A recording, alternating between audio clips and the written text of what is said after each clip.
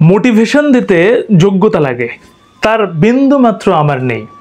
উপদেশ দেওয়ার চাণক্য আমি নই। সত্যিকার অর্থে মোটিভেশন মানুষের তেমন কোনো কাজে লাগে না। এই ভিডিওর বক্তব্য এখন আপনি শুনছেন, আগামীকালই ভুলে যাবেন। তাই জীবনকে সুন্দর করতে হলে নিজের মোটিভেশন নিজেকেই তৈরি করতে হবে। পৃথিবীতে এমন কোনো কথা নেই যেটা দিয়ে কেউ আপনাকে বোঝাতে পারবে যদি আপনি নিজে না বোঝেন। এখনই সিদ্ধান্ত নিন আপনার ভবিষ্যৎ জীবন কেমন হবে। মোটিভেশন নিন আপনার মা বাবার চেহারা থেকে। একবার ভাবুন, আপনার একটা ভালো জব হলে তারা কতটা খুশি হবেন। বাবার যতই টাকা থাকুক, নিজে ইনকাম করে বাবা মায়ের হাতে টাকা দিন।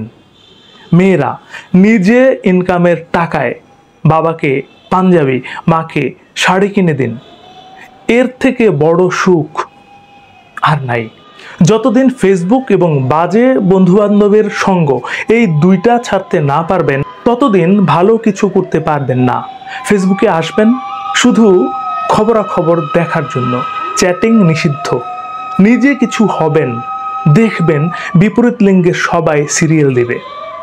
যারা আলেম, ডাক্তার, প্রকৌশলী অথবা বিজ্ঞানী কিছুই হতে পারেননি, তারাও যখন নিজেরটা নিজে বুঝবেন, সমাজের জন্য কিছু করতে হলে নিজেকেই কিছু করতে হবে, এই ভাবনা যখন নিজে তৈরি করে নিতে পারবেন, তখন আপনার মাথায় শুধু কাজ করবে পড়া পড়া পড়া।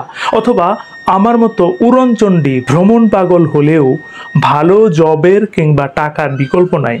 বয়স 30 হলে পেছনে তাকিয়ে দেখবেন, চাকরি না হওয়ার পেছনে সবচেয়ে বড় কারণ স্মার্ট মোবাইল ফোন।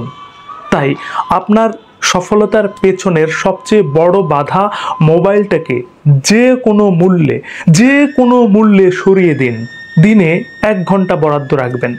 জানি মোবাইল সরিয়ে থাকতে পারবেন না, তাই লগ ইন করলেও টাইমলাইনে 2 মিনিট চোখ বুলিয়ে মেসেজগুলো দেখা শেষে আমার সব পড়া হয়ে গেছে ভেবে দ্রুত ডাটা অফ করে দেবেন।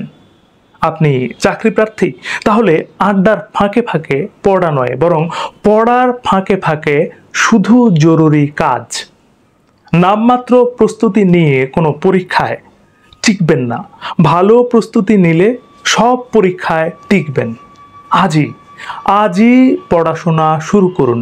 আর যে বই পড়বেন তার পৃষ্ঠা সংখ্যাকে 30 বা 60 দিয়ে ভাগ করে দিনে কত পৃষ্ঠা পড়তে হবে বের করে নিন।